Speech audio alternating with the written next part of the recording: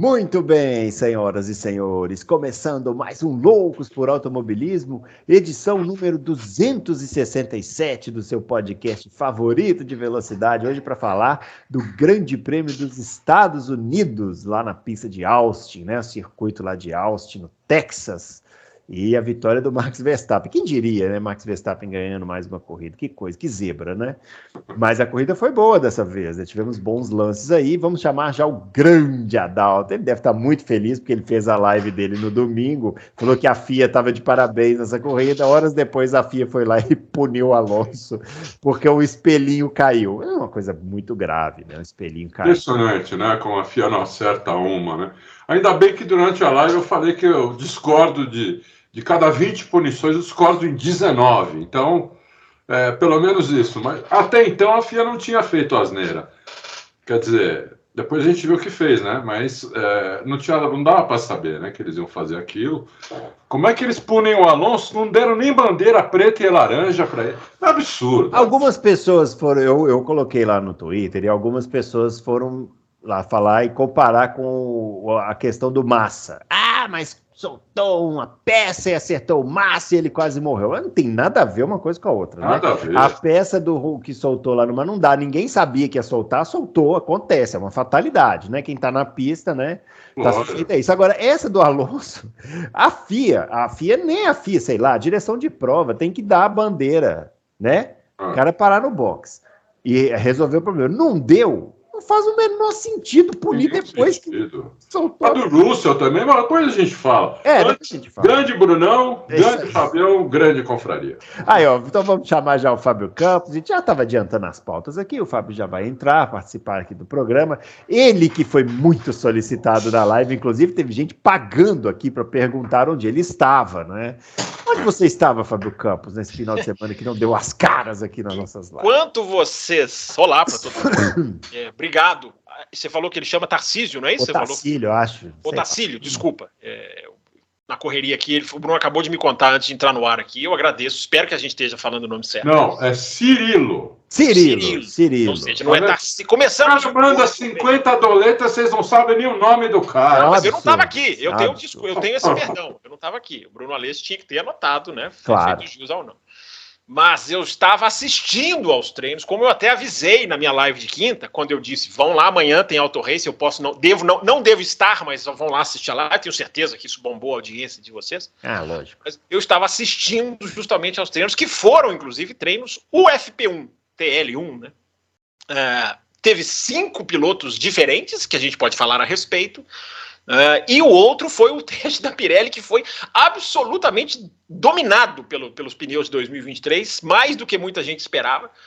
Então, Bruno Aleixo, era isso. Como foi chato aquilo, hein? Nós entramos aqui, meu Deus do céu. Era isso que eu estava fazendo. Não, foi chato, mas foi útil. Foi útil. Teve muitas espero coisas. Que sim. É porque treinos de sexta-feira, eu defendo isso há muitos anos, né? Treinos de sexta-feira são, por si só, chatos, né? A sexta-feira deveria ter elementos mais atrativos ou competitivos, ou, né, como teve o primeiro treino livre, que foi muito legal. Foi até pouco explorado pelas câmeras de televisão, que filmaram muito os pilotos normais e poderiam ter filmado mais o Palou, o Schwartzman, o Logan Sargent, o Theo Porcher.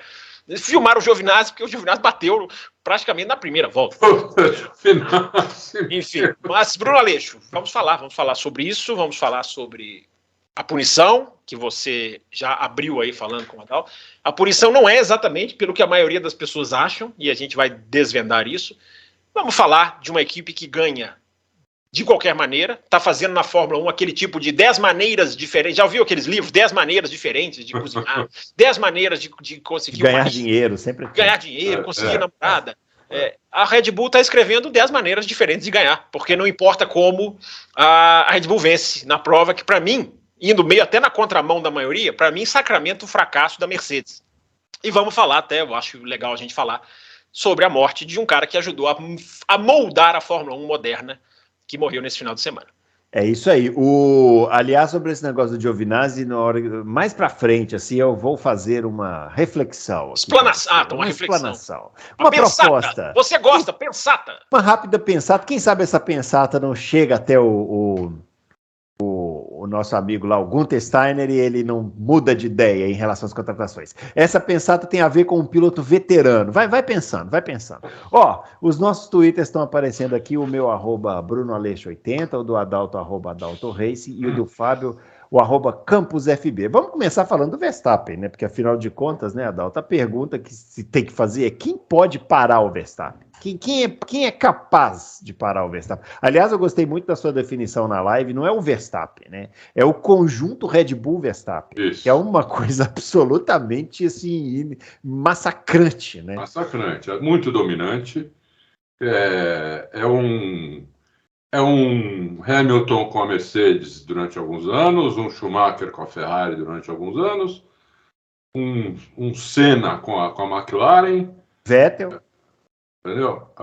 O Vettel com a Red Bull. O Vettel com a Red Bull, entendeu? Quando dá esse casamento aí perfeito do piloto com o carro, fica realmente impossível ganhar, a não ser que você tenha outro casamento, coisa que é muito raro. Acho que nunca vi. Acho que nunca vi, né? Você ter... O que chegou mais próximo foi Senna e Prost, porque eles tinham o mesmo carro e o Prost era o melhor piloto do mundo quando o Senna chegou lá. Talvez tenha sido a única vez, 1988 e 89, que a gente viu dois pilotos, assim, que na minha opinião estão entre os 5 melhores de todos os tempos, com o mesmo carro degladiando. Fora isso, a gente nunca viu um domínio assim, e alguém chegar e acabar com esse domínio, né? Alguém pode até falar do Alonso em 2005, mas em 2005 a Ferrari já não era a mesma coisa que era, por exemplo, em 2004. Né? O carro Ferrari não era um carro espetacular como era em 2004. Né? Então, é uma coisa realmente difícil de bater. A Ferrari tem que melhorar muito e a Mercedes também, muito, se quiserem desafiar o Verstappen ano que vem, porque esse ano já era. Ele provavelmente vai ganhar essas últimas 3 corridas, assim, com o pé nas costas. Essa do México aí, casa de aposta, provavelmente, se apostar nele, vai perder dinheiro. Ah, mas será que ele não vai ajudar o Pérez? Daqui a pouco nós vamos falar sobre isso aí, né? Daqui a pouco nós vamos falar sobre isso. Ô, Fábio Campos, e você acha que alguém pode parar o Verstappen? Quando o Verstappen... é tão triste a situação assim, existe beleza no domínio, né? As pessoas...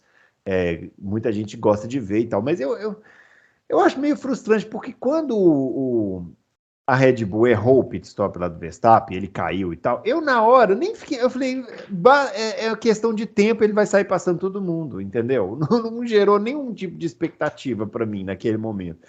E fica uma Fórmula 1 meio cartas marcadas, parece videogame, né, que o Verstappen tá correndo no modo fácil, né, e todos os adversários não são pares, né, para ele.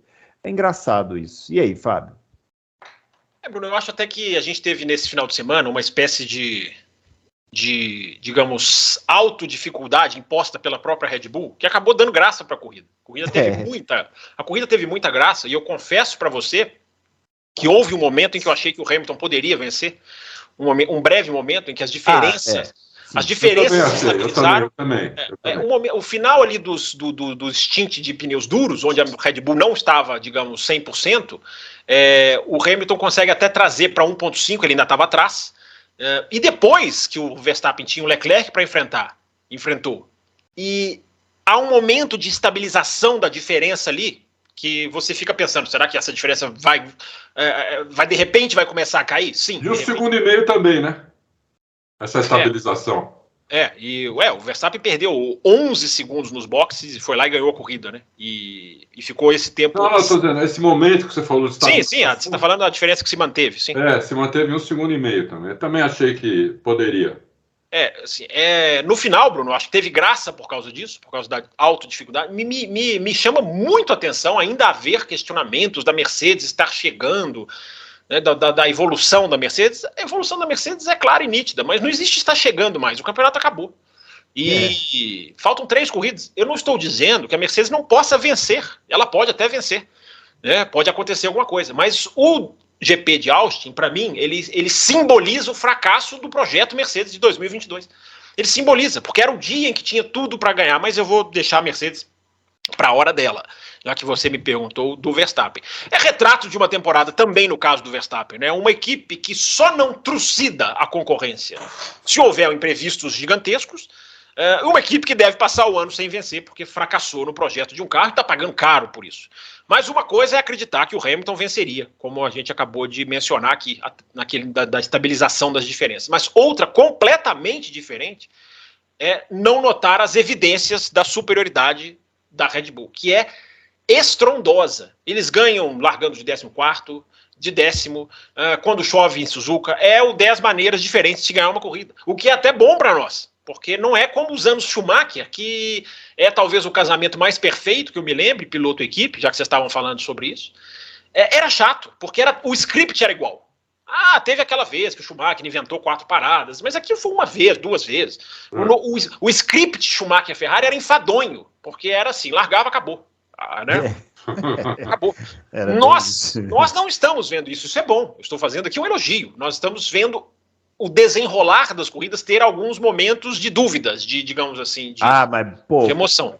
Mas o vencedor é sempre o mesmo. O vencedor é sempre o mesmo. E eu até gostaria de perguntar para vocês, vou convidar vocês dois, e todos que estão ouvindo, a responderem a minha enquete, que está neste momento no Twitter.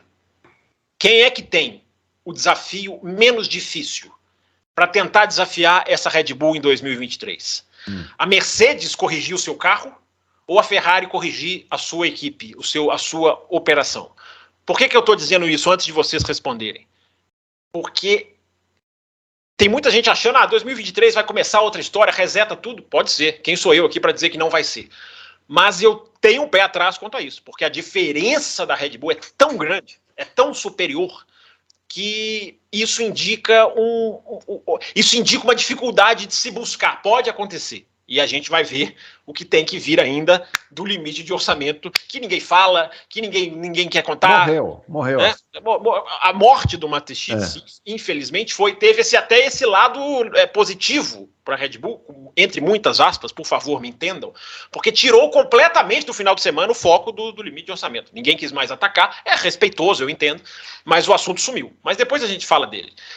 Eu só acho, para concluir, Bruno, primeiro, a Red Bull tem 8 vitórias seguidas. Ela já está a 3 do recorde, que é da McLaren de 88, que vocês dois adoram, que ganhou 11 corridas seguidas. Ou seja, tem 3 corridas. Não, o recorde da McLaren nem a Red Bull consegue bater, porque a McLaren só não ganhou uma corrida do campeonato inteiro. Eu estou dizendo de vitórias consecutivas. Tá. A McLaren tem 11, é o recorde da história da Fórmula 1, e a Mercedes está com 8. A Red Bull está com 8. Se a Red Bull ganha as últimas 3, o que é ultra provável, embora não garantido, ela empata em 11-11. E ela largaria no Bahrein o ano que vem para bater um recorde histórico de vitórias consecutivas. O da McLaren foi dentro da temporada. A Mercedes tem 3 sessões de 10 vitórias seguidas, mas quebradas, assim, final de um ano e continuando no ano seguinte. Para ter um retrato do domínio. E a gente não esperava isso, né, Bruno? Quando começou 2022, para responder a sua pergunta, a gente não esperava isso. Eu entendo que há beleza no domínio, mas a beleza esportiva, ela é mais relativa. Apesar de todas as vezes que me perguntaram, inclusive vocês, quem era o favorito para esse ano, eu ter dito que era a Red Bull, eu não esperava que fosse assim. Não, acho que ninguém esperava, né? Não. A gente esperava alguma disputa, né? Ficou todo mundo muito empolgado com a Ferrari, eu fiquei empolgado, acho que todo mundo ficou empolgado com a Ferrari no começo do ano. A Mercedes a gente meio que já imaginava que ia ter dificuldades, talvez não tantas, mas já imaginava que ia ter dificuldade e tal. Nem eles achavam que a dificuldade ia ser assim. Mas esse pulo da Red Bull realmente assim, foi inacreditável. E isso que o Fábio citou, né, do falecimento do fundador, né, da Red Bull, né, é o Mateschitz, né? Dietrich Mateschitz. Isso aí. Ficou todo mundo muito emocionado no final, né? E compreensível, mas isso até o Fábio falou sobre isso ter feito com que as pessoas esquecessem um pouco a questão do teto, mas inclusive oficialmente as reuniões elas foram canceladas por causa disso. Sim. Né? Ia ter reuniões lá da FIA com a Red Bull, tudo foi cancelado por causa disso. Então, realmente, assim, fica muito... Já tem gente até especulando que talvez a Red Bull nem tenha quebrado teto nenhum, que talvez tenha sido um erro da FIA. Uma confusão danada, né? Não sei como isso vai ficar. Quebrou o teto, sim. Quebrou o teto, sim. O Christian Horner já fala assumidamente. Quebrou o teto, sim. Bom, o que vamos falar agora? Não tem jeito, a informação que eu tenho, Bruno, é que deve sair até o México. Uhum. Confia, a gente sempre fala, confia, a gente sempre desconfia. Deve sair até o México. Finalmente resolução do limite de orçamento. Ou a pizza, né? A pizza quentinha que vai sair. O cheiro tá aí. O cheiro tá aí. Queria perguntar uma coisa para vocês agora sobre o Pérez. Porque eu tenho certeza que muita gente vai perguntar pra gente essa semana se a Red Bull vai ajudar o Pérez a ganhar no México, Adalto. E a minha pergunta é, o Pérez está em posição de ser ajudado? Essa é a questão. Porque mesmo que a Red Bull tenha vontade, o Pérez está próximo do Verstappen para ser ajudado? Porque a sensação que eu tenho é que o Verstappen vai ter que desacelerar tanto para ajudar o Pérez que é capaz a Red Bull perder a corrida. Não, eu acho que não. A Red Bull, nesse momento, né, com a corrida medíocre que o Pérez fez em Austin, medíocre a corrida, pelo carro que ele tem, a corrida medíocre. Sem um pedaço da asa, né? Correu sem um pedaço da asa. Eu não ajudaria. Correu sem um pedaço da asa porque ele acertou o Bottas na largada, né? Absurdo. Absurdo que ele fez. Naqueles S's lá, como se o Bottas não tivesse ali. Tentou ultrapassar, que isso? Não, mas ali ele foi Vocês estão brincando ou vocês estão falando sério? Que não, isso? Falando sério. Ele viu o Bottas ultrapassar, colocou o carro. Não pode. Quando você tá lado a lado, você não pode fazer assim, pô. Tá lado a lado. Ele virou pro lado do Magnussen, você tá falando. Jogou o carro. Não foi o Magnussen, não. Foi o Bottas. Foi o Bottas. Absurdo. Eu achei a corrida do Pérez... Eu não achei absurdo, mas eu achei que foi um erro dele, né? Foi muito otimista ali. E aí... otimismo. Não deve ter afetado tanto o carro, senão ele teria trocado o bico na parada. Depois teve safety car, tudo. Ele teria trocado o bico, não trocou. Então não deve ter afetado tanto assim. Eu acho que ele realmente... Eu prestei atenção no TL1 e o Verstappen estava reclamando que o carro estava sem frente. Uhum. Né? O carro não tinha frente. E ele estava ali no tempo. Estava ali. Quando puseram a frente a dianteira que o Vespa gosta, matou o Pérez de novo, entendeu? Porque o carro fica traseiro. Você prega a frente e você solta. Não tem como. Se você pregar a frente, solta a traseira no monoposto. Não tem como, entendeu? Mas o que o Pérez tem a ver com isso? O Pérez o Pérez não anda com o carro assim. Não, mas o Verstappen pede pro carro da frente, eles vão lá e mexem no carro do Pérez. O Verstappen pede, eles mexem no carro do Pérez? Eu acho muita coincidência, entendeu? Não é.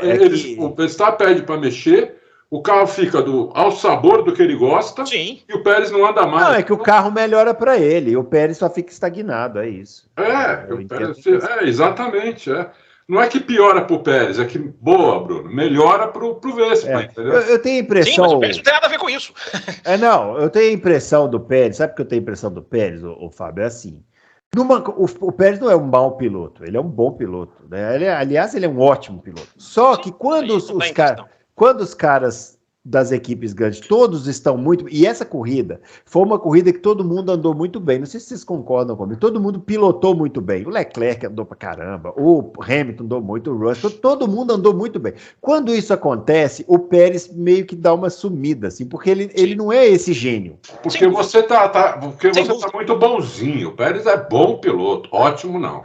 Ótimo é o Leclerc... Ótimo. Eu acho o Pérez ótimo piloto, o Leclerc acima. Eu acho esses caras muito sensacionais. Quando eles estão muito bem, eles são muito superiores. Aí o Pérez ele fica meio deslocado da turma, assim. E aí ele faz uma corrida dessa, de chegar em quarto com o carro que ele tem na mão, né? Não, mas eu acho assim, se a gente for discutir onde o Pérez se encaixa, é outra discussão. Ele realmente, ele não tá ele tá ali no nível Bottas, no nível Mark Webber, né, naquele nível do cara que tá ali. Aliás, a Red Bull nunca fez dobradinha no campeonato. Isso é uma falei do Webber agora, eu lembrei, né? 1-2 no final do campeonato, a Red Bull nunca fez. Mas a Red Bull, desde o tempo do Vettel, é equipe de um piloto só, né? Sim. Agora, a questão do Pérez nessa prova, eu discordo de vocês. Eu acho que a tentativa da ultrapassagem ali no começo da prova, o cara põe o carro, isso para mim é absolutamente aceitável, e o cara correu com a asa quebrada. Não fez uma excelente corrida, não tem agora para voltar para o México, né, ou para ir para o México.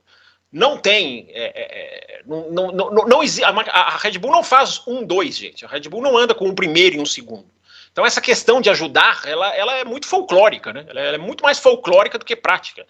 Porque, no primeiro, que a discussão do Verstappen é outra, se ele faria isso ou não. Segundo, que é uma discussão também muito, né? Vai ajudar. Isso era só o que faltava, eu já falei isso, né? Era só o que faltava no ano de FIA, protesto, limite de orçamento, a equipe ter que ajudar um cara. Seria sensacional o Pérez ganhar em casa. Seria, mas se o Verstappen acontecer, ele rodar, ele quebrar, se o Russell o Russell bateu no Sainz, se o Russell, ao invés de bater no Sainz, bate no Verstappen, o Hamilton muito provavelmente estaria lá para brigar pela vitória, enfim, teria sido outra corrida. Então, se acontecer uma coisa dessa e o Pérez ganhar no México, vai ser sensacional, maravilhoso. Agora, esse negócio de ficar ajudando, né? Acho que isso além de tudo, é surreal, porque nós não estamos falando de Hamilton e Rosberg, que os caras estavam ali na frente toda hora. Era 1-2 ou 2-1.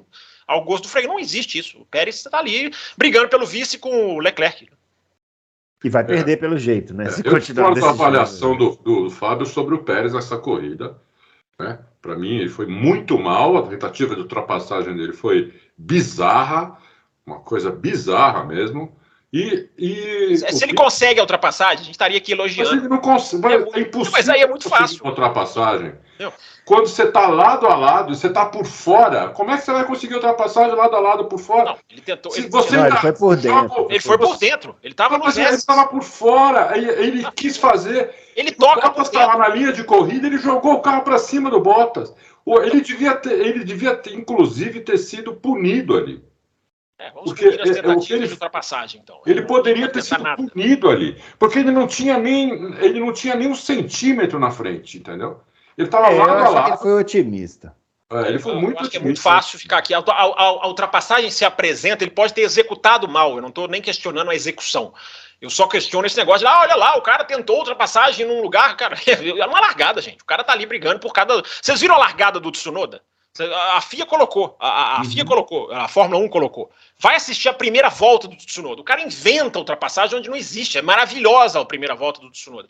Então, assim, isso acontece em largada, gente. O cara, às vezes, ele vai se ver numa situação que ele vai pôr o carro e não vai dar certo. É que eu só para esclarecer, eu acho que o Pérez não foi nenhuma tentativa de ultrapassagem. Ele freou demais e acertou na lateral do Bottas. Lógico, a sensação que eu tive foi essa. Que é diferente. Que é diferente do que aconteceu com o Sainz e o Russell, por exemplo, que aí sim não tinha que fazer nada, né? Aí a primeira curva, o Sainz tentando fazer o X em cima do Verstappen, o Russell não tinha para onde ir, acabou acertando, bateu. Acontece. Isso aí realmente acontece. E ainda puniram o Russell. Que absurdo. Eu acho que são situações diferentes, né? E o Sainz, mais uma vez, né, ficando fora no começo da corrida, né? O Sainz esse ano, acho que posso falar um pouquinho do Sainz, acho que tem duas coisas. Não está bem, não está muito bem, e também está com azar. Então está juntando as duas coisas em cima do Sainz, eu acho, entendeu?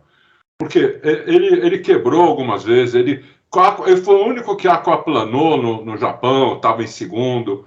Aí provavelmente ele ia conseguir dar o X no Vespa, e deu azar, que era a primeira volta, então bateram nele, mas não foi culpa de quem bateu. Então eu acho que o Sainz não está muito bem. Mas, Adalto, vamos só para pegar essa linha aí que você falou de ser sorte ou azar. Numa primeira curva daquela, que é um grampão assim para o lado, é muito largo e tal, dá para fazer um X daquele? Eu acho que dá. Essa é a pergunta que eu faria. Porque assim, eu me lembro... acho que foi em 2014, o Massa na Alemanha. Você lembra desse acidente que ele fez a primeira curva e alguém bateu nele e ele capotou? Não lembro. Ele 2014. Capotou, foi em Hockenheim, né? Ele veio... Eu achei, na época, todo mundo falou assim, acidente de curva e tal. Eu achei que o Massa fechou a curva demais, assim, por ser uma largada. Porque numa largada tem outros carros em volta. Sim, e tem uma imagem, que é a imagem da arquibancada, não sei se você viu, que dá para ver direitinho como o Sainz ele realmente freou e fechou para tentar dar o X, mas era inevitável. Se não fosse o Russell, ia ser outro, que ia acabar acertando ele ali. Eu acho que ele não é... Não, ele arriscou demais ali. Arriscou demais para quem estava na pole ali, né? Por isso que eu falei que é uma mistura de ele não tá bem com azar também, entendeu? Porque a gente viu o X ali. Ali, não na largada, né? Mas nós vimos dois X ali. O Vettel tomou um X ali, não lembro agora de quem. E o Ricardo... Ricardo tomou do Latifi. Incrível, acho que o primeiro X da vida do Latifi, né? Isso conseguiu dar um X no Ricardo ali. Então, tem o do Vettel, como vocês estão esquecendo, da do Leclerc com o Verstappen, a mais bonita. Sim, linda. A do Leclerc com o Verstappen. É que aí foi lá depois da reta oposta, não? Foi. Vamos emendar o Leclerc, porque eu gostaria muito de poder elogiar. Deixa o Fábio falar do Sainz, então. Então fala do Sainz. Vamos lá. Vou discordar de novo da análise, mas antes os números do Sainz. Você está muito discordento. Depois que o cara deu $50 para perguntar. Porque você está com o nariz. Porque eu acho que vocês, das suas confortabilíssimas poltronas, vocês estão analisando racionalmente momentos da prova que são instintivos. Mas o cara não dá para dar o X. Cara, o cara ali, ele nem raciocina, ele tá agindo por isso. Não, eu não discordo do que você está falando, não. Eu só coloquei essa questão porque eu não acho necessariamente que foi um azar. Assim, eu acho que ele tentou uma manobra tentável, mas que é muito otimista. O Russell fritou os pneus, cara. O Russell deu o controle do carro também. Eu não coloco muito sorte e azar. Ele foi um acidente de corrida também. Eu não acho que tem que ser. Não, de corrida total. Não acho que tem que ter punido Aliás, até o lance do Stroll com o Alonso, eu acho que tem um quê de lance de corrida. Tem. O próprio Alonso falou que foi incidente de corrida. O Alonso, ele vai falar super bem do novo colega, filho do dono dele. Claro. Isso aí ele vai. Tá errado, meu. Mas mesmo, tá errado. Mesmo o Alonso... Não, peraí. Bateu atrás. Isso aqui não é trânsito. O cara muda de direção, há uma meia culpa ali que a gente tem que analisar. Eu quero falar desse lance do Alonso, porque eu acho que tem uma coisa muito séria aí para falar. Por favor, só não vamos analisar automobilismo com lei de trânsito, né? Sim. Não, mas tá errado, mesmo na mesma corrida. A não ser que você faça break test, aí sim. Ou mude de direção. Mas coisa em aceleração. Ou mude de direção. Você bate atrás, você tá errado. Ok. Enfim, analisamos de maneiras diferentes. Agora, a questão do Sainz, são 4 corridas em que o Sainz não participou nesse ano. O Sainz, ele não faz a corrida em Imola, ele não faz a corrida na Austrália, ele não faz a corrida no Japão e ele não faz a corrida nos Estados Unidos. Então são 4 que ele nem começa a corrida. Mas as quebras de Azerbaijão e outra que eu não estou lembrando, Áustria, aquela que o carro pega fogo, são 6 abandonos em 19 corridas, ele perdeu 1/3 do campeonato. 1/3 do campeonato ele não completou. 6 em 19 é muita coisa. E ele viveu um período assim na McLaren, né? Então isso que tem que ser ressaltado. Eu acho que na questão do toque é a beleza da curva 1. Qual é a beleza da curva 1? É permitir trajetórias alternativas, é permitir X, é permitir uma coisa que, por exemplo, sei lá, a curva de Barcelona não permite. A de Austin permite que você consiga abrir e faça X. Quantas vezes a gente viu? A gente viu uma disputa o ano passado do Raikkonen com o Alonso, que foi belíssima também. Lado a lado, desceram juntos. Então é o projeto da curva que dá margem para essas coisas acontecerem. Agora o cara, ele tenta dar o X, o cara larga, o outro passa ele tem uma chance na primeira curva, ele não vai pensar, não, mas espera aí, essa trajetória vai me dar chance de bater com alguém, porque o cara pode vir de lado. É instinto, né? E ele vai lá e tenta. É instinto, mas é o que diferencia também quem termina a corrida e quem não termina. Porque assim... É fácil você botar o instinto depois da corrida, né? Não, mas é porque eu não tô dizendo... Você não vai completar, é instinto, gente, não tem como. Não, mas eu não estou dizendo que, de novo, não estou dizendo que ele está errado, nem que... Entendeu? Só que assim... Tem procedimentos e procedimentos. Poderia ter dado certo o X ali? Poderia, total. Igual você falou, estaríamos aqui elogiando. Mas é um risco que ele assumiu. O automobilismo envolve risco, né? Envolve, claro que envolve, lógico que envolve. Largou mal, né? Vamos começar aqui. Largou mal, né? Largou mal, largou na pole. E já tomou ali numa retinha que tem ali. 200 metros tem ali para... Não, o Verstappen arrancou muito melhor. Entendeu? Muito melhor. Então largou. E a Ferrari tem tração, hein? Aliás, é engraçado, né? Porque Austin teve 10 corridas. 10 foram vencidas de alguém da primeira fila. Impressionante. Porque é uma pista que oferece tanto ponto de ultrapassagem, né? Não há exceção, não há exceção. 10 corridas, 10 vitórias da primeira fila, primeiro ou segundo. Quem não largou na primeira Mas tem uma coisa interessante lá também, eu não tenho o número aqui, Bruno, mas a maioria das primeiras voltas foram lideradas por quem largou em segundo, não por quem largou em primeiro. Eu não sei se são 6 ou 7. Mas é curioso, né? Talvez ali, talvez a largada... Existe uma sombra da arquibancada, não sei. Os segundos largam melhor, na maioria das vezes. O número de voltas lideradas por quem largou em segundo. O ano passado também, o Hamilton largou em segundo e passou o vez para dar largada. É verdade, eu nem estava lembrando dessa. Mas é muito curioso isso, é muito curioso. Agora, quem não largou lá na frente, mas que foi muito bem na corrida, fazendo várias ultrapassagens, é o nosso amigo Leclerc, né, Adalto? Não, então, para mim, a melhor corrida do Leclerc em muito tempo, não só tecnicamente,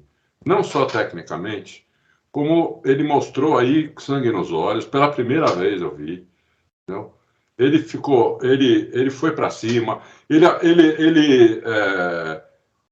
não foi uma disputa fácil para o Verstappen, ele ofereceu resistência, bastante resistência, deu um X. Quando ele foi ultrapassado, não tinha como. Ele foi ultrapassado numa ultrapassagem de DRS no meio da reta, onde a Red Bull tem muito mais final.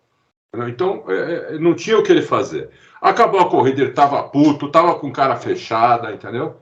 Uhum. Então, eu gostei muito, achei muito boa a corrida dele. Espero que... porque essas corridas ele costuma ficar alegreta, né? Porque ele largou em 12º, chegou em quarto? Terceiro. Teoricamente, até 2 meses atrás, ele estaria todo alegreta, né? Ele estava puto, entendeu? Estava bravo, queria mais. E eu acho que é assim que tem que ser. Né? Porque habilidade ele tem, rápido ele é.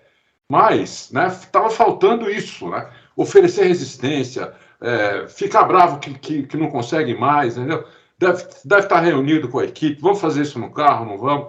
Isso eu gostei muito do Leclerc e, finalmente, eu queria fazer esse elogio para ele, que faz tempo que eu não faço. Estou vendo aqui no Twitter que o Fábio Campos colocou que a ultrapassagem dele em cima do Pérez foi a mais bonita do final de semana. Foi espetacular, foi na freada.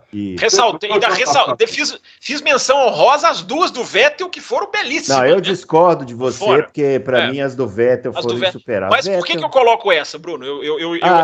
Essa discordância eu entendo. Eu dou aqui a mão.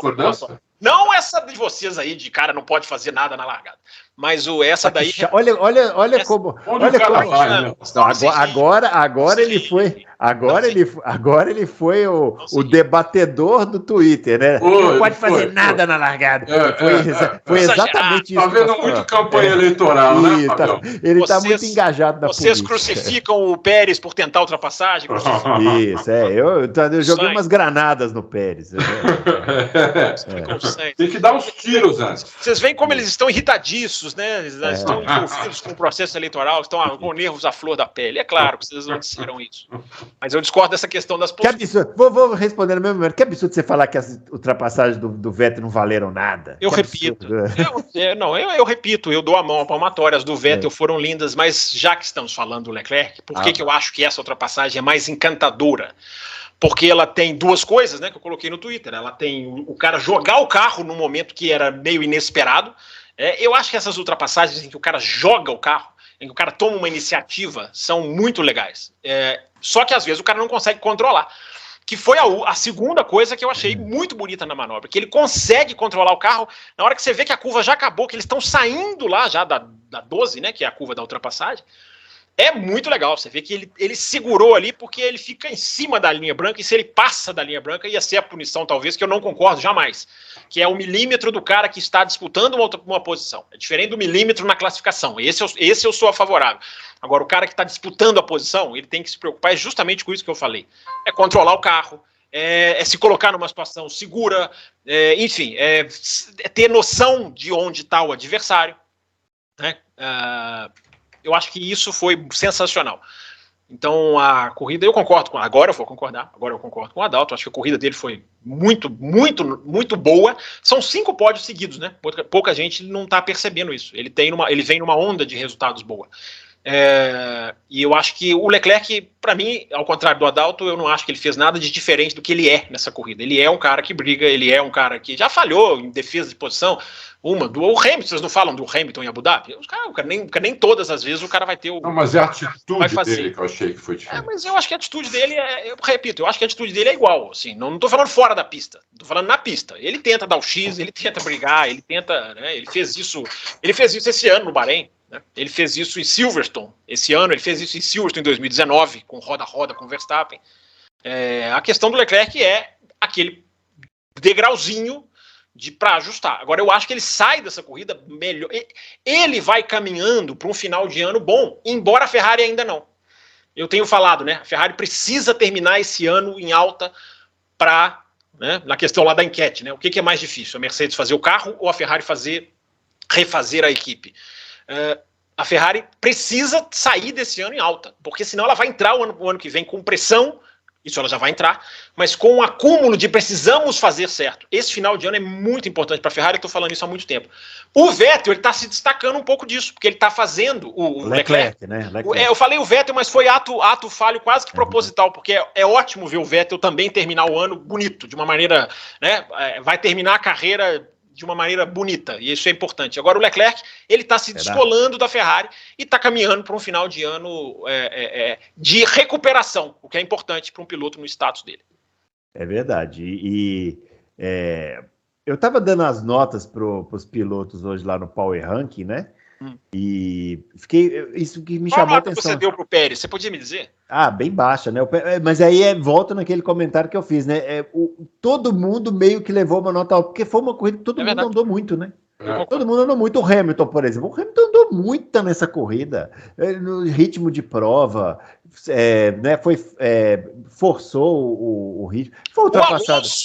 O Norris, esses caras voaram essa corrida. Voaram, não, o Alonso nem comer, eu não sei como o Alonso. Eu acho que a do Norris foi melhor do que a do Alonso, eu sou capaz de dizer para você. Viu? O Alonso decolou, bateu 2 vezes e depois voltou em último e passou um monte de nego e chegou em 7º. Vamos falar do Alonso, então, porque é bom que a gente explique. O Fábio Campos falou que vai explicar essa punição. Eu gostaria de uma explicação para essa punição, porque eu não entendi nada. O Alonso, todo mundo viu lá, foi tentar ultrapassagem em cima do Stroll, aí o Stroll mexeu o carro um pouquinho, ele decolou e tal. Eu achei esse acidente muito perigoso, porque primeiro que ele podia ter decolado, segundo que mesmo que ele não tivesse decolado, se o toque tivesse sido metros para trás, ele podia ter dado de frente naquela entradinha que tinha ali no guarda-reio. Que aquilo é um erro, né? Aquilo é um erro. E olha, não sei qual seria a consequência. Queria dar de frente ali, né? Ia ser muito parecido com o Kubica. O Will ontem lembrou lá no café o Kubica, né? A batida do Kubica. Isso, exatamente.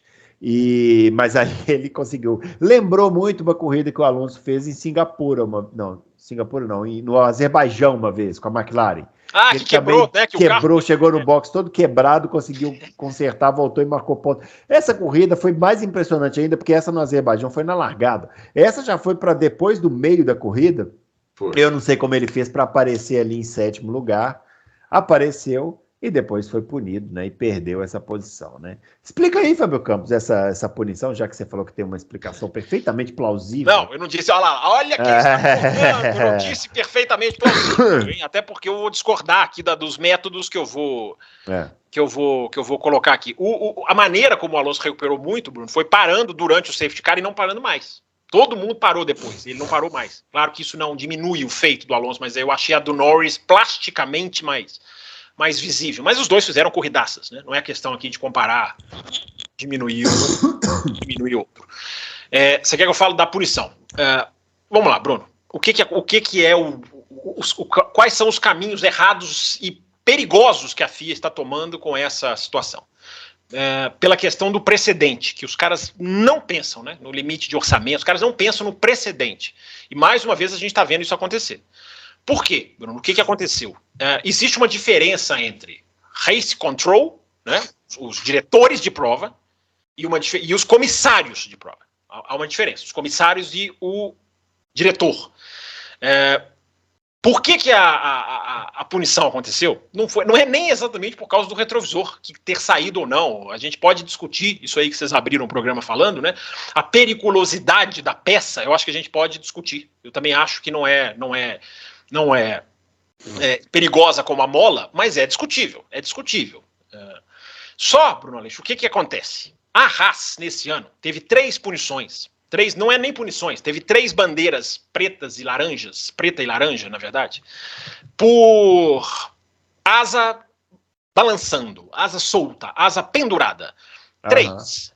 Eu ontem falei sobre isso, eu não tinha o número, mas de ontem para hoje fui atrás. Canadá, Hungria e Singapura. As 3 corridas em que a Haas recebeu essa bandeira. Nas 3 corridas, o diretor de prova era o Eduardo Freitas.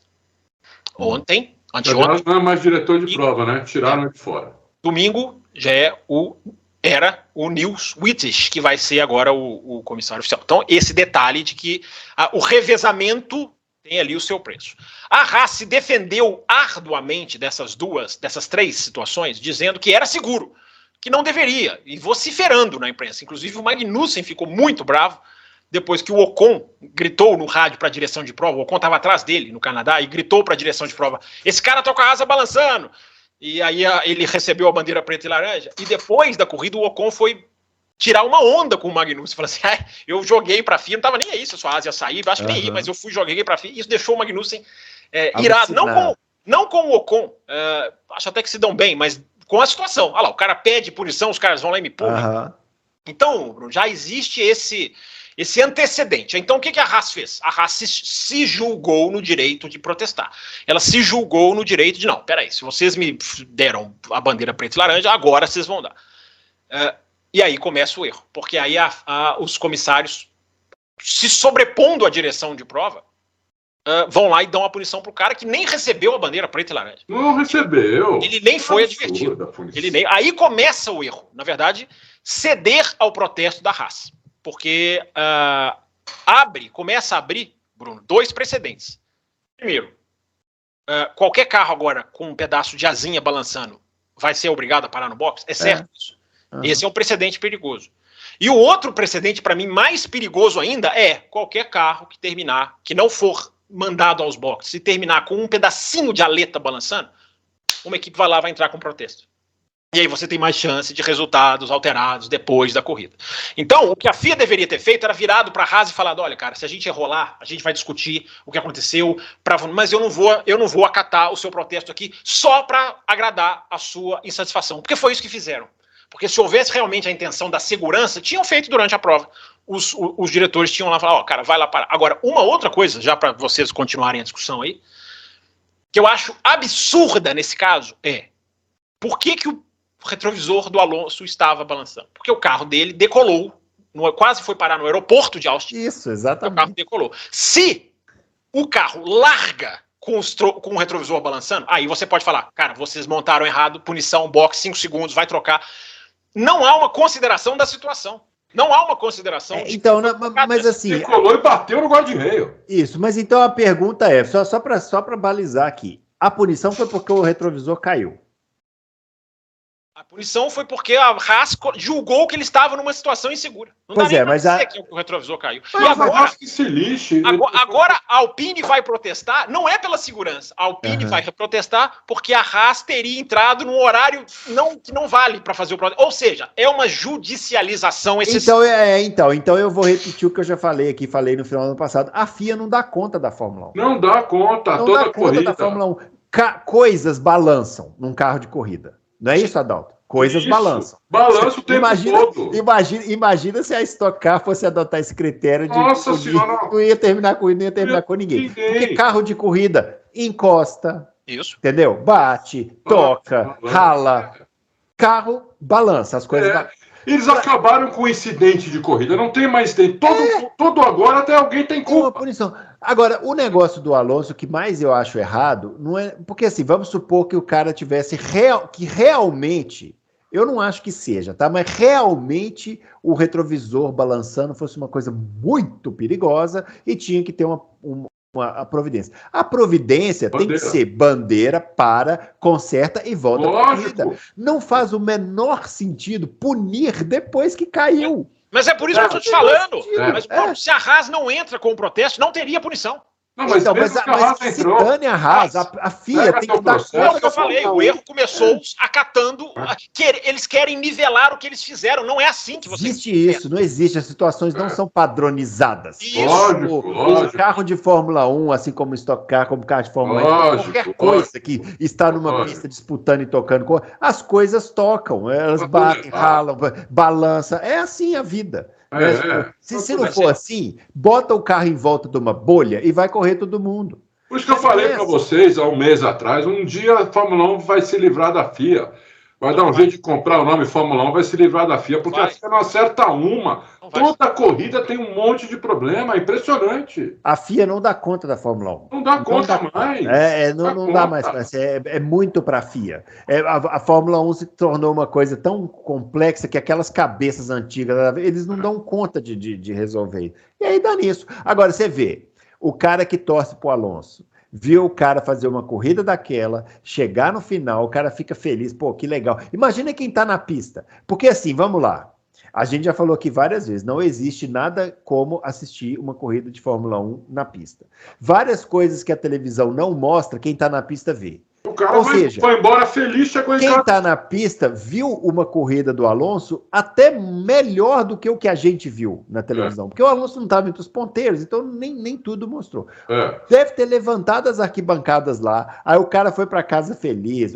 Pô, você viu aquele cara lá do carrinho azul, andou para casa. Aí o cara entra lá no Twitter, 4 horas depois, pô, o cara foi desclassificado porque caiu o espelhinho do carro. Boa, Fábio, boa. Aí depois fala assim, mas a gente quer conquistar público, a gente quer fidelizar o americano, amigão. O americano tá acostumado a ver a NASCAR. Isso. Os caras chegam com 3 rodas. Isso. Mas chega. Então, gente, realmente chega. Assim. Não tem. É absurdo. A FIA agora, fala aí. Não dá conta. É totalmente absurdo. Foi absurdo, inclusive a punição do ídolo vai perder 3 posições. O próprio Alonso falou, nós saímos junto. Na hora que eu tirei, ele tirou junto. Se você colocar depois em câmera lenta, quadro a quadro, talvez você perceba que talvez ele tenha saído 1 milésimo de segundo antes. Mas, pô, é incidente de corrida. Porque o cara foi defender. Entendeu? Eu achei que ele defender. Então, o Russell, absurdo, não tinha para onde ele ir. Só se ele metesse o pé no freio e parasse o carro. Aí 10 caras iam bater nele. Também tem essa, entendeu? Então, por exemplo, a ultrapassagem que a gente gostou mais, que foi a do Leclerc no... Vocês, para mim são as do Vettel. Mas vocês gostaram dessa? Vocês gostaram dessa ultrapassagemzinha mequetrefe do Leclerc? Mexe o carro durante a frenagem, que aí não pode, está na regra. O Hamilton também, hein, com o Verstappen. Está na regra, isso não pode, isso está na regra. E ninguém falou nada, nem na TV, nem em lugar nenhum, ninguém falou nada, entendeu? Porque deu certo. Se tivesse dado merda, aí tivessem batido por causa disso, aí só ia se falar nisso. Mas como não deu nada, como ele conseguiu ultrapassagem, então seguimos em frente, né? A Fórmula 1 tem que voltar a entender que de cada 10 ocorrências na pista que acontecem, 9 é incidente de corrida, é corrida, cara. É disputa, os caras estão a 300 por hora lado a lado. Ou então tá 10 centímetros um atrás do outro, entendeu? Vai ter toque, vai ter coisas. Vão sair um pouco da pista às vezes, entendeu? Passar um pouco. Teve punição de cara aí que não saiu da pista. E tá no Twitter também. E outro que não teve punição e saiu da pista. Quer dizer... Entendeu? Não, essa ultrapassagem que vocês estão falando aí do Leclerc no pé, o Pérez chorou no rádio, né? Ele me passou por fora da pista. Não passou. Acho que não. Entendeu? Então, quer dizer, aí os pilotos começam a chorar também, porque eles veem que se eles chorarem, quem não chora não mama, então vamos chorar. O piloto chora, né? O piloto chora, entendeu? O Hamilton passou as últimas voltas inteiras analisando cada saída do saco, mas ele mesmo tomou, né? Ele mesmo tomou uma advertência, né? Os dois tomaram, né? Os dois tomaram, e o Hamilton também, né? Só para finalizar essa questão, eu também acho que pode ser colocado como incidente de corrida, se não punisse o instrutor. Eu não acho as 3 posições. Não sei, Bruno, o que você acha? Eu não acho que as 3 posições que o Stroll vai perder sejam um escândalo. Mas se não punissem, também não acho que seria nenhum absurdo. Eu só não concordo com essa de que bateu atrás, o Alonso tem mais culpa do que ele. Não. Aquilo ali eu falei brincando. Tá. Ali, na verdade, para mim, aquilo é incidente de corrida. Sim. Eu achei assim, eu também acho que não devia ter sido punido, mas eu acho que assim, o Stroll... assim, ele mexeu tarde. O Alonso estava muito em cima dele. Isso, então a mudança tem esse risco. Mas eu acho que pode ser. Mas assim, na boa, a gente fala aqui que não gosta que o piloto deixe passar. O Stroll foi defender a posição dele. Exagerou um pouquinho, mas foi defender a posição dele. Até porque ele já tinha tomado 2 iguais ali. E não tinha feito nada. Mas que ele mesmo pensou, o próximo eu vou tentar defender, né, meu? Tem punição que eu acho, sem emitir aqui a minha opinião, tem punição que eu acho que eles falam assim, para não dar o exemplo, para não deixar o exemplo se proliferar. Então é meio que para dizer assim, cuidado na hora de você mudar a linha de direção, cuidado.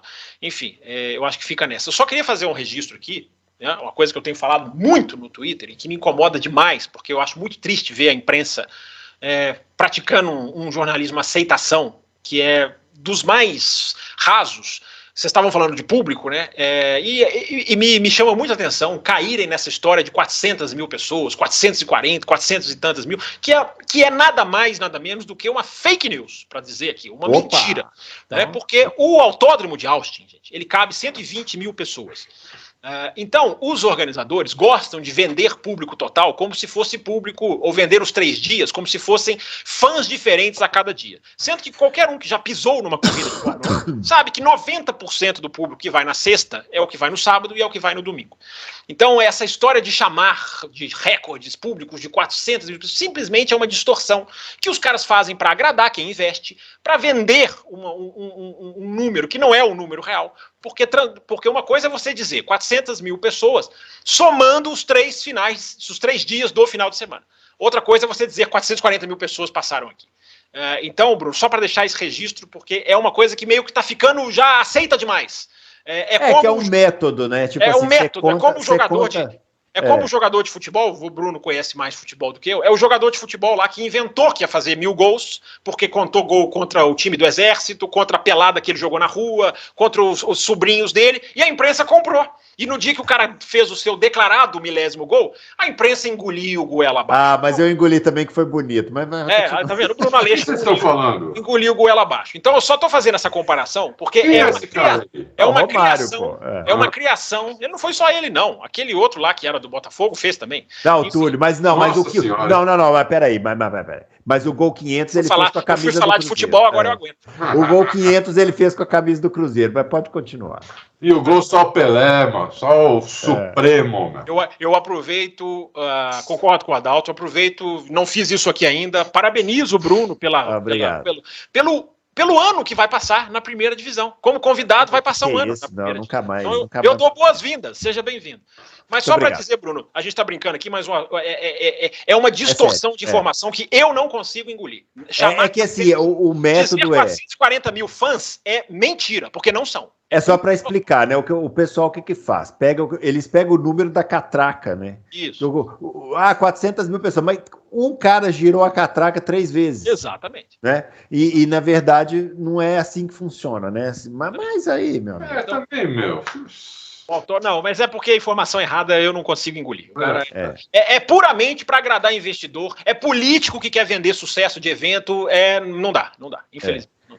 Agora, vamos falar do Vettel, né? Vamos falar do Sebastian Vettel. Maravilha. Vocês ficaram aí criticando o Vettel, entendeu?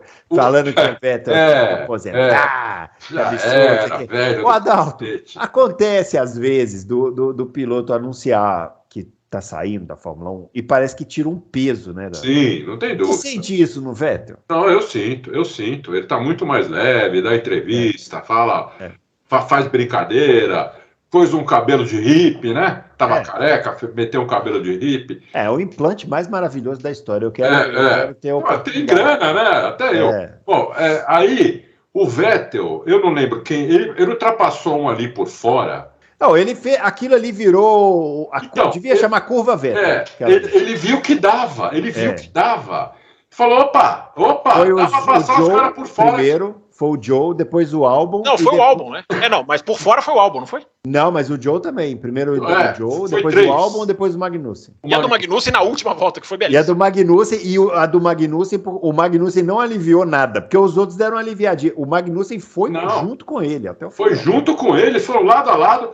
E depois o Magnussen falou, foi um prazer essa disputa com o Vettel, que é um cara limpo, um cara que eu fiz de tudo para ele não passar, ele conseguiu passar, não sei como, porque eu estava acelerando tudo, entendeu? Então, parabéns pro Ele diz, eu aprendi. Ele fala, hoje eu aprendi aqui. Eu até aprendi. Quer dizer, espetacular aquilo ali. Né? Eu vibrei. Quando eu vi aquilo, eu vibrei no sofá vendo a corrida e falei, pô... Aliás, eu vibrei várias vezes nessa corrida. Né? Como faz tempo que eu não vibrava, entendeu? Que é bom, né, ver manobras assim, mostra, é aquele tipo de coisa que a gente, que é o que nos levou a gostar de corrida, né? Exatamente. Então, assim... eu gosto de DRS aberto. E precisa levar a juventude a gostar. Coisa que a FIA está atrapalhando com essa porrada de punição, todo mundo tem culpa de tudo. Passa 1 milímetro da linha, toma a punição. Eu vou lembrar os senhores que há coisa de 4, 5 anos o Verstappen fez uma ultrapassagem ali mesmo, parecida contra o Raikkonen, e foi desclassificado. Foi desclassificado. Ele foi por dentro. Ele ia cruzado as linhas. E foi desclassificado. Eu também não teria dado essa punição, mas deram. Mas eu também sou suspeito, né? Eu sou suspeito, porque eu discordo de quase todas. É isso aí, achei que a corrida foi espetacular. Na minha opinião, ali com o Silverstone, eu acho que até um pouquinho melhor, entendeu? O Silverstone teve uns pegas na frente. Nessa corrida teve pega em todo lugar, entendeu? É verdade. Então, para quem estava lá, deve ter sido maravilhoso. Né? Nossa, deve ter adorado, entendeu? Deve ter adorado. Isso é bom. Campos, o Vettel, você também tem essa opinião do Vettel, que ele está mais leve, assim, tirou um peso? Ou você acha que foi só essa corrida? Não foi só essa corrida, porque o Vettel, desde da virada da parada de verão... Tem umas 4 corridas. Vettel tem mais pontos do que todos aqueles que estão perto dele na tabela, e nas últimas 3 corridas, ele tem mais pontos que o Russell e o Sainz. É claro que isso quer dizer também o problema do Russell e do Sainz. Né? Mas nas últimas 3 corridas ele tem mais, isso é um fato. Claro que ele não está dando... Posso interromper, mas tem 2 coisas que eu acho que a gente devia falar. Primeiro, acho que a Aston Martin melhorou mesmo. Diferente de outras equipes que deram uma piorada, a Aston Martin deu uma melhorada, porque o Ídolo também está bem. O Ídolo fez a primeira volta em 3º lugar. Terceiro lugar. Eu estava vendo o Vespa e o Hamilton baterem uma hora e o Ídolo ganhar a corrida. Aí ia ser tudo, né? Acabava o mundo. Aí, né? Então, a Aston Martin melhorou um pouquinho, mas acho que o Vettel melhorou mais do que a Aston Martin. A Aston Martin, o que ela fez? Ela fez o carro cópia da Red Bull em Barcelona. Só que o que está acontecendo esse ano, aconteceu com a Mercedes, aconteceu muito com a Ferrari, agora no final, a Red Bull também, que as equipes fazem upgrades e não começam a andar imediatamente mais rápidas, como era até o ano passado. Por quê? Porque agora não tem túnel de vento ilimitado, não tem produção de peças, não se fazem mais 5 asas e se escolhe a melhor ali e vai, ou seja, na hora que você põe no carro, o carro vira melhor. Isso está acontecendo esse ano, aconteceu, repito, a Mercedes, olha o que sofreu para entender o carro, se é que entendeu, a Ferrari, que colocou um assoalho novo na França e testou outro no Japão só para avalizar o assoalho da França. Então, quando a Aston Martin copia a Red Bull, o efeito não é imediato, mas ela copiou a equipe certa. Acho que concordaremos nisso, né? Copiou a equipe certa. Aliás, tem até muita controvérsia nessa cópia da Aston Martin, da Red Bull. O side pod ali é idêntico, uma grande parte do carro é idêntica, e até se discute como eles sabiam, né?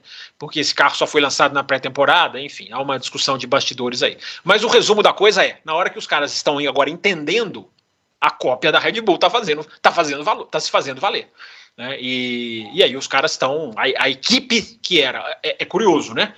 Porque quando o Alonso anunciou a sua saída da Alpine, eu me lembro de vir aqui e dizer, o cara tá trocando a 4ª colocada pela 9ª. Hoje ele está trocando a quarta pela sexta. Provavelmente a sexta. Então, isso dá uma ótima medida de lá para cá, como que esse jogo foi virado na evolução da Aston Martin. E o Vettel, eu já falei, né? O Vettel, eu acho que vai ser muito bonito vê-lo terminar a carreira de uma maneira digna, porque ele passou por momentos que a gente questionava, né? Até que ponto a imagem dele ficaria ou não ficaria. Então, eu acho muito legal, porque o Vettel não só... Ele é um piloto muito querido, né? As pessoas gostam dele, né? Ele tem um apelo promocional, né? Muito forte.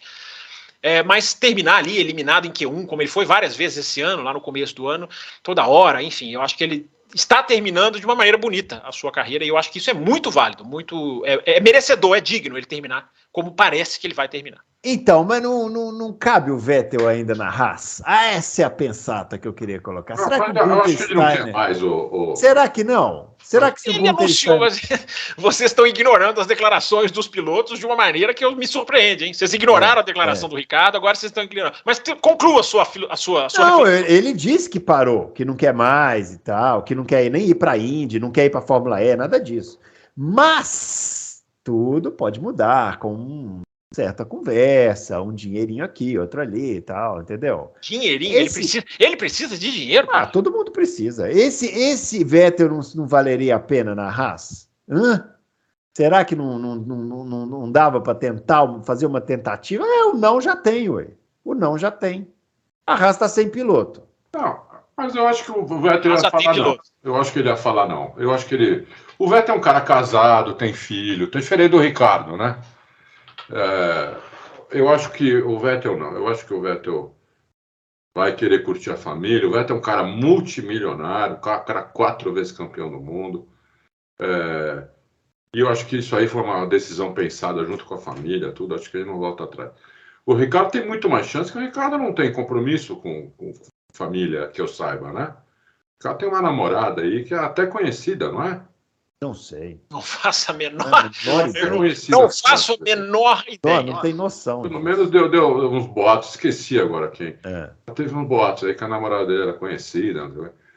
Eu acho que o Ricardo até poderia, porque ele falou que ia voltar em 2024, entendeu? O Ricardo também bateu a cabeça, né? Então, essa corrida que ele fez hoje vai voltar para onde? Essa corrida que ele fez no domingo, onde ele quer voltar? Não, Fórmula 2? Mal. Nossa, mãe. É uma corrida ridícula, entendeu? Então, mas o Vettel, eu acho que encerrou. Vocês são Bruno Aleixo, não, calma aí. Eu vou tentar não te decepcionar. Eu vou tentar não te decepcionar. Talvez, Bruno Aleixo, vai que ele... Isso para mim tem chance de acontecer. Ele, ali no mês de junho, de julho, no meio do ano que vem, o cara vira e fala, nossa, tô com saudade desse negócio aí, quero voltar. Aí ele pode ser um candidato à Haas de 2024, dependendo de quantos anos a Haas dará ao Hülkenberg, que eu não sei o valor, a extensão do contrato. Mas, Bruno Aleixo, a chance que eu vejo é essa. Agora não, agora o cara fez a cabeça, decisão que eu... Você já dá como certo que é o Hülkenberg, então? Sim, já cravei isso aqui. O Giovinazzi, se vocês prestaram atenção no que eu disse, eu torço para que tenham, o Giovinazzi estava na Haas como um pedido da Ferrari para que ele entendesse o carro com efeito solo. Entendeu super bem, né? Foi parar, entendeu uma loucura. Ele fez Itália e fez Estados Unidos. Na Itália ele andou, nos Estados Unidos ele não andou, ele bateu. Mas é um cara que ele não tá no jogo. O Vettel, Bruno, se ele quiser voltar, ele vai ter, porque esse é o problema do Ricardo. O Ricardo quer ficar um ano fora, ele quer ficar um ano, eu já falei aqui, a negociação dele não era só com a Mercedes, era também com a Red Bull. Aguardemos de quem ele será piloto de testes, porque ele pode estar visualizando uma vaga do Pérez, né? Embora o Pérez só vá liberar no final de 2024, não é no final de 2023. Mas, o Bruno Aleixo, o Ricardo está nessa, quer ficar por perto para voltar, mas daqui a um ano, acho que eu já falei isso aqui, né? Daqui a um ano não tem diferença muito no mercado, não. A não ser que aconteçam essas zebras. Os contratos. O ano que vem, quem vai liberar? As 3 da frente não vão liberar. McLaren e Alpine não são opções para o Ricardo. AlphaTauri não é uma opção. Então sobra Haas. Sobra Alfa Romeo, sobram as mesmas que estavam mais no jogo agora. Então é muito difícil a situação para esses dois, né? Os dois estão acabando a carreira na Fórmula 1, é muito provável. Posso aproveitar aí uma deixa aí para eu vou fazer uma apostinha. Vou até falar qual vai ser, né? Porque você vai lá no nosso parceiro de aposta e você pode fazer uma aposta lá que não existe. E eles depois te mandam um e-mail se aceita ou não e qual seria a cotação da sua aposta. Eu vou fazer uma apostinha que o De Vries vai entrar na Red Bull como companheiro de equipe do Vespa no começo de 2024. Ele vai precisar só do ano que vem na AlphaTauri para ser companheiro de equipe do Vespa em 2024. E o Pérez vai ser chutado, acho que no final do ano que vem. Isso. É só o De Vries fazer o que eu acho que ele vai fazer na AlphaTauri no ano que vem. Porque ele é muito bom, esse moleque. Ele é muito bom. Eu andei vendo, durante esses dias eu tô sozinho aqui em casa, né? Então eu andei vendo muita coisa de automobilismo, YouTube, temporadas anteriores, outras categorias. Maravilha, isso é bom demais. Filme TV. Que bom que era quando eu tinha tempo para fazer isso. Horas. E o que esse moleque guia, eu não sabia que ele guiava tanto assim. Ele guia muito. Qualquer carro, hein?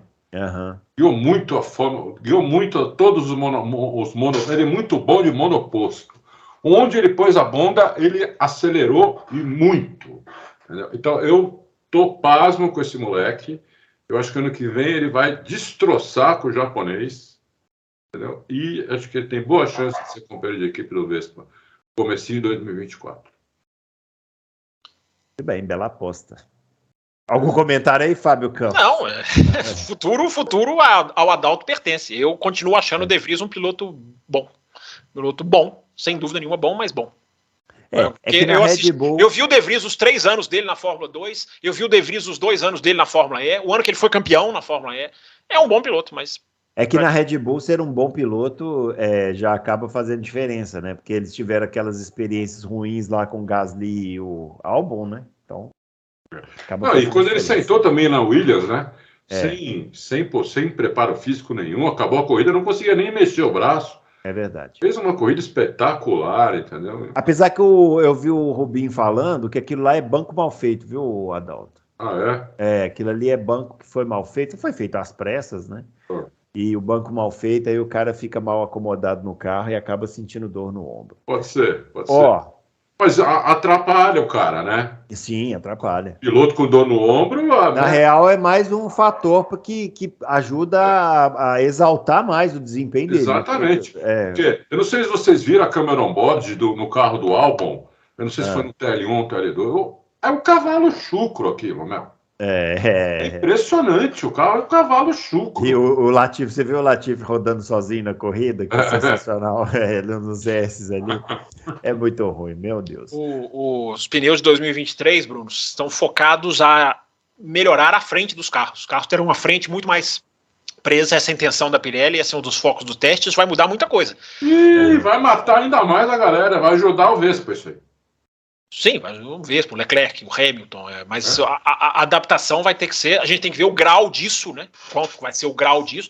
Os pneus vão ter 50 graus só de aquecimento do cobertor. Para 2024 não tem mais cobertor de pneu. Devia já não ter no ano que vem, eu acho. Não, é gradual, eu acho que é gradual, né? Os caras têm pouco tempo de teste, mas nesse final, essa sexta-feira, que vocês acharam chato, o TL2, eu não achei tanto assim, o que a gente viu de carro escorregando de lado, testando os pneus Pirelli, tudo bem, é só o começo, não vamos cravar nada por uma sexta-feira. Mas olha, a gente vai ter uma Fórmula 1, principalmente nessa questão de undercut, de saída do box, diferente no futuro. O Bottas aproveitou bem, que ele andou pra caramba na sexta-feira, né? Só viu Bottas na pista. Deixa eu falar pra vocês aqui, pra gente ir pro final, a Stock Car, hein? Stock Car em Goiânia, teve vitória do Ricardo Maurício e Diego Nunes, e vai para Interlagos agora com 4 candidatos ao título. No dia 11 de dezembro. Certamente, né? Vocês dois estarão presentes. Fica uma dica aí, pessoal, um bom programa aí para quem está em São Paulo, um bom programa, o ingresso não é nenhum absurdo, né? Não é uma corrida que demora horas e horas, é rapidinho, você vai lá, vê a corridinha e tal, vale a pena, viu? O box lá não é tão craudiado, porque na Fórmula 1, pô, não dá. Não dá. Agora, olha a situação. Barrichello, né, é o líder do campeonato, 298 pontos. Depois, Daniel Serra, 290, uma pequena diferença. E o Gabriel Casagrande, que é o atual campeão, 288. Ou seja, 10 pontos de diferença entre o primeiro e o terceiro. E depois tem o Matias Rossi correndo por fora com 268, com menos chance, mas... É o argentino, né? É o argentino. Pô, é guia esse cara, hein? Pô, esse cara é guia, hein? Tem chance matemática de ganhar o título, mas a disputa mesmo é entre Rubinho, Daniel Serra e Gabriel Casagrande. Vale a pena, esse cara guia muito bem, eu acho, viu? Então anota aí na sua agenda, dia 11 de dezembro, se tiver oportunidade de ir em Interlagos, vá, porque é um bom programa aí para assistir. A Stock Car. Muito bem, Adalto, vamos de live essa semana então, na sexta-feira? Vamos de live. Sexta, sábado e domingo nós vamos fazer live, que nem fizemos agora nos Estados Unidos.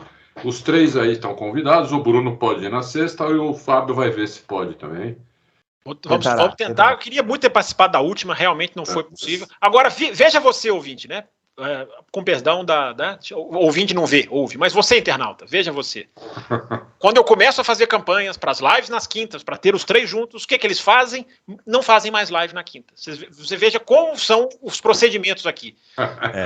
E eu gostaria de fazer gostaria só de fazer um registro aqui antes da gente terminar o programa, que eu acho que merece a gente falar, né, dessa figura que construiu a Red Bull, que foi um cara que construiu ajudou a desenhar a Fórmula 1 moderna, como eu falei na abertura do programa. Só peço para a gente falar rapidinho, porque eu preciso terminar o programa também. Só fazer esse registro, né, do Bruno, que morreu, faltava 1 hora para o qualifying começar, foi quando estourou a notícia. E é impressionante, né? Um cara que pegou uma marca de bebida e transformou numa das maiores marcas do mundo. Hoje é uma marca que caminha independente da bebida, que transformou uma equipe mediana em 6 anos numa equipe vencedora, numa equipe da frente, numa equipe que encara montadoras, que encara fabricantes, que hoje até motor está ensaiando fazer. É uma daquelas poucas figuras, né, Bruno, que só fez bem para a Fórmula 1, né? Quando a gente fala de figuras de bastidores, a gente fala de muita gente puxando a sardinha para o próprio lado, né? É uma espécie rara de um cara que estava envolvido na Fórmula 1, claro, ganhando dinheiro, não era nenhum, não estava por caridade, mas é uma espécie que eu acho que a Fórmula 1 deveria atrair, não refutar. É o cara que quer estar ali pelo envolvimento acima de negócio, com a vontade de estar ali pelo esporte. Um cara que era tímido, né? Não gostava de aparecer, mas que, curiosamente, é um dos maiores visionários de marketing, talvez, que eu já tenha visto na minha vida. E a Fórmula 1 é só isso aqui, perto do que ele fazia, do que ele criou. O maior incentivador do esporte que eu já vi. Eu coloquei no Twitter hoje, né? É o maior patrocinador da história do automobilismo para mim. Não vejo na história do Marlboro. Não vejo um patrocinador maior na história do automobilismo do que a Red Bull. Investiu na Fórmula 1 numa época que a Fórmula 1 estava bem baixa, né? Bem baixa, foi um pouquinho antes daquela crise de 2008 lá. A Fórmula 1 não estava igual hoje, por exemplo, né? Na verdade, ele investe desde os anos 90, né, Bruno? Sim, mas comprando a equipe, né, que eu tô falando. E comprou a Jaguar, que era uma equipe de fábrica, que era um fracasso, e o cara chegou lá com a marca dele e, como o Fábio falou, em 4 anos transformou uma equipe de fábrica, que era um fracasso, numa equipe campeã do mundo. Comprou time de futebol. O cara é o maior incentivador do esporte que eu já vi na vida. O cara é um monstro, Merece muitas homenagens. Muitas. O austríaco, né? O Dietrich Mateschitz. Acho que deveria virar filme, hein? Esse é um daqueles caras que poderia virar filme. Poderia sim. Filme vai ter, né? Do Brad Pitt, dizem que vai fazer um filme aí de Fórmula 1. Vai fazer, não. Já passou o final de semana já em conversas ali, né? Vai ser produzido pelo Hamilton, inclusive, o filme. Vamos ver, né? A gente sempre fica com o pé meio atrás desses filmes de esporte aí, mas quem sabe. Bruno Aleixo, para você arrepiar, diz a Sky Sports que a trama do filme, o Brad Pitt seria um ex-piloto em atividade que não para ajudar um estreante. Não faça isso. Brad Pitt. Isso é uma informação em tom leve que a Sky Sports colocou nesse final de semana. Brad Pitt, você que ouve o Loucos pro Automobilismo toda semana, por favor, preste atenção aqui, leia meus lábios. Não faça isso. o Stallone fez e foi uma porcaria. Não faça isso. Mas Brad Pitt, todas as mulheres do mundo vão assistir. Ah, não, mas não dá, não. Esse enredo aí eu espero que ele não leve a cabo, porque eu e Fábio Campos assistimos esse filme do Stallone no cinema e foi uma das experiências mais constrangedoras que nós já tivemos juntos na história do nosso convívio. Mas diz o Hamilton que vai ser o melhor filme já produzido por automobilismo. Terão pilotos atuando, como no Grand Prix de 66, mas o Hamilton, ele fala sério, Bruno, ele fala assim, a participação dele vai ser dar fidelidade ao filme, porque é o que os filmes não têm, esses recentes, né? O Grand Prix tem, o Grand Prix tem demais, né? Mas enfim, Bruno, dizem que vai ser um filme, digamos, fiel à realidade. E com pilotos participando. Agora, o Brad Pitt, eu tô falando Mateschitz, claro que o Brad Pitt é a pessoa mais influente da história do automobilismo. Basta ele chegar na pista e eles criam tudo com o nome dele, né? Pit Stop, Pit Lane. Nossa Senhora. Com essa a gente encerra, tá? Um grande abraço para todo mundo. A gente volta então na sexta-feira com uma live especial aí depois dos treinos do GP do México, dos treinos livres do GP do México. Grande abraço para todo mundo, então, e até o próximo Loucos. Valeu!